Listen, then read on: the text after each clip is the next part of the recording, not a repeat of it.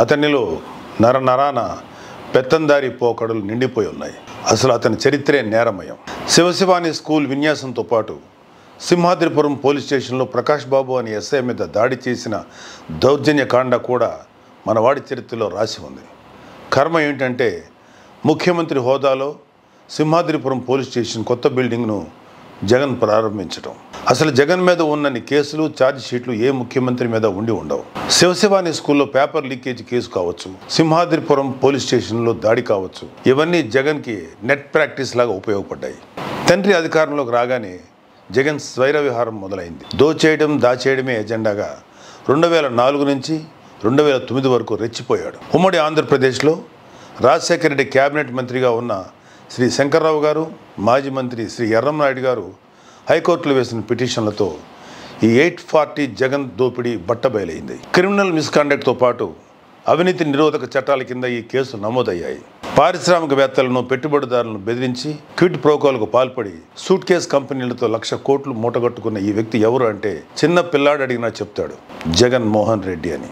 ఇన్ని రకాల నేరాలు చేసిన వ్యక్తికి, బాబాయ్ హత్య కేసులు నిజాలు దాచేస్తూ అనుమానితులకు వంతపాడే వ్యక్తికి రాష్ట్రాన్ని పాలించే అర్హత ఉందా? ముఖ్యమంత్రి అయ్యాక కూడా కేసులని మొత్తం కోర్టులకు తిరగడం, వాయిదాలు అడగటం ఆయనకి నామోషి కాకపోవచ్చు. పొరుగు రాష్ట్రాల వారి దగ్గర మనకు నామృత కదా చెప్పండి. జగన్ ఇప్పటికీ 3,000కు పైగా వాయిదాలు తీసుకుని రాష్ట్రాన్ని పాలిస్తున్నాడని న్యాయ నిపుణులు చెప్తున్నారు. ఒక్కసారి ఆలోచన చేయండి.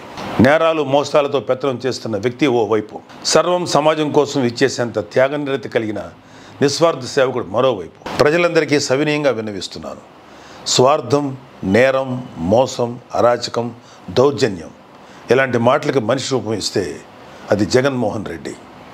నిస్వార్థం, సచ్ఛీలత, మానవత్వం, సేవాగుణం, సామాజిక దృక్పథం లాంటి మాటలకు రూపం ఇస్తే అది పవన్ కళ్యాణ్. జగన్ గురించి మీకు జస్ట్ ఒక ట్రైలర్ చూపిస్తేనే ఇన్ని ఘోరాలు బయటపడుతుంటే వాళ్ళ దౌర్జన్య యాత్రకు అడ్డుకట్ట వేయడం మీ చేతుల్లో ఉంది.